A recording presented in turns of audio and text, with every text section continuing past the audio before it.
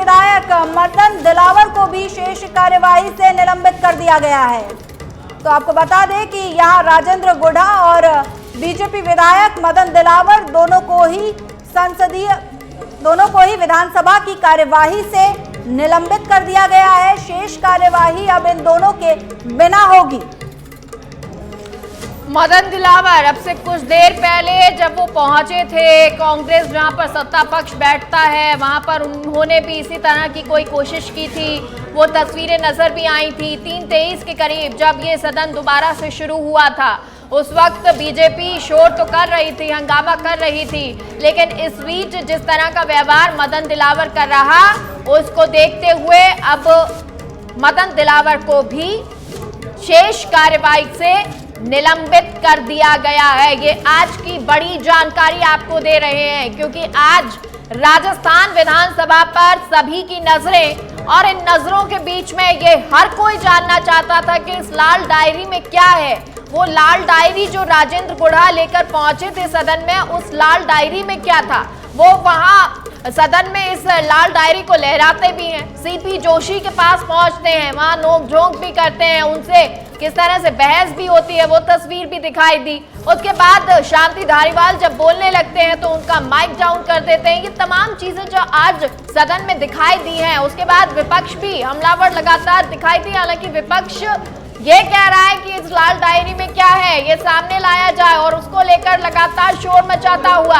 हालांकि अब बुधवार से एक बार फिर से ये कार्यवाही शुरू होगी, यानी बुधवार तक के लिए स्थगित किया गया है। 11 बजे एक बार फिर से बुधवार को देखना होगा क्या यही हंगामा नजर आएगा।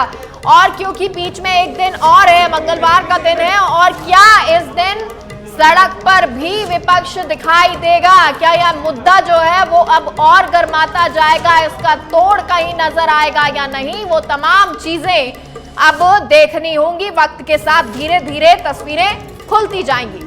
तो जैसा कि सदन में आज लाल डायरी का मुद्दा गर्माता दिखा, जिसके बाद जो है विपक्ष हमलावर होता यहाँ पर नजर आया, तो आज का दिन बेहद हंगामेदार रहा राजस्थान विधानसभा के लिए। और कहीं ना कहीं विधानसभा की एक शर्मनाक तस्वीर राजस्थान की जनता ने देखी।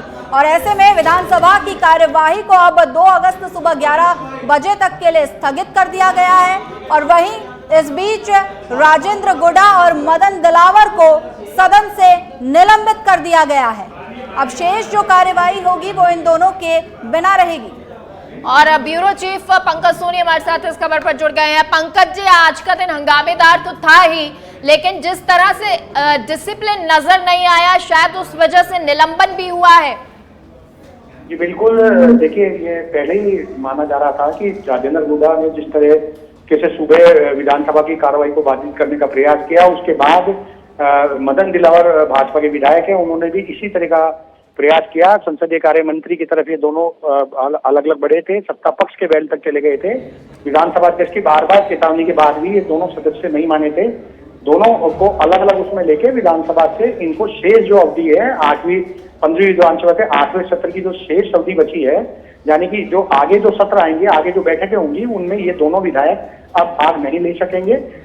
ये एक सख्त कार्रवाई मानी जाती है विधानसभा की तरफ से, जो अनुशासनहीनता करने वाले सदस्यों के खिलाफ की जाती है। जी पंकज जी, लेकिन अब जो ये कार्यवाही हुई है, एक मैसेज, क्योंकि सीपी जोशी इसी के लिए जाने जाते हैं, अगर इस तरह से अनुशासनहीनता सदन में नजर आती है तो वो इस तरह की कार्यवाही करते भी हैं। और ये जब प्रश्नकाल चल रहा था, हंगामा हो रहा था, तब भी नजर आया था कि कैसे उन्होंने विपक्ष के जो प्रश्न थे उन्होंने खुद ने पूछे थे।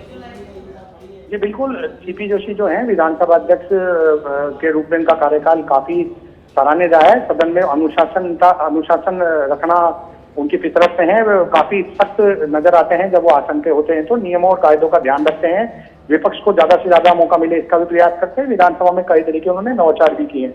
लेकिन आज की जो घटना हुई तो अध्यक्ष की अभी मजबूरी हो गई थी कि हंगामे को बंद करना, गतिरोध को समाप्त करना और एक हंगामा करने वाले विधायकों को सख्त सीख देना ये जरूरी हो गया था।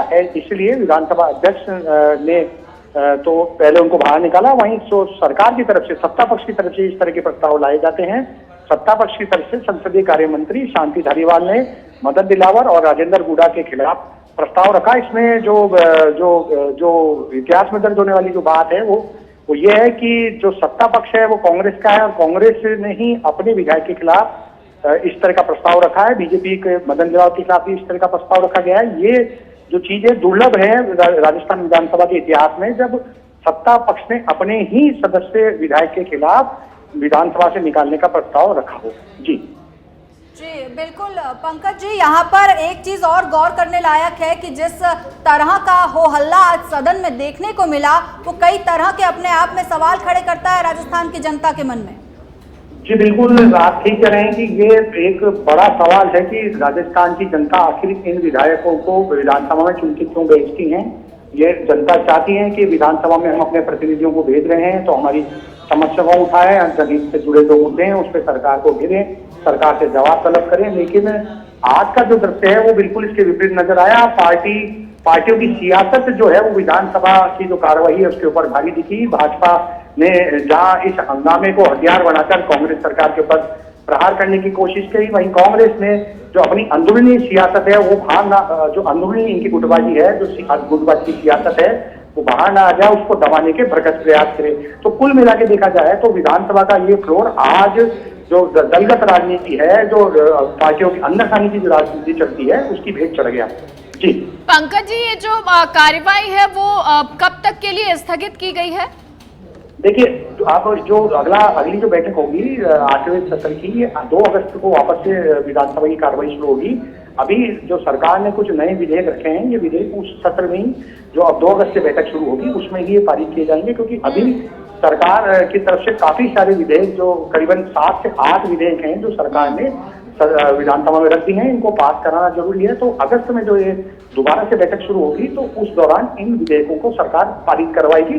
इसके अलावा सरकार के पास अगर कोई और कामकाज भी होगा तो वो 2 अगस्त से शुरू वापस बैठक जो शुरू होगी उसमें सरकार द्वारा करवाया जाएगा। जी अच्छा पंकज जी, एक चीज जो पहले कहा जा रहा था कि शायद 25-26 तक ही अब ये सदन जो है इस बार का चले, लेकिन अब 2 अगस्त तक इसको स्थगित किया गया है, तो ये माने फिर 2 अगस्त से आगे थोड़ा लंबा चलेगा। देखिए, जो विधानसभा की कार्रवाई होती है वो सरकार के पास कितना बिजनेस है, सरकार के पास कितना कामकाज है उसके ऊपर निर्भर होती है।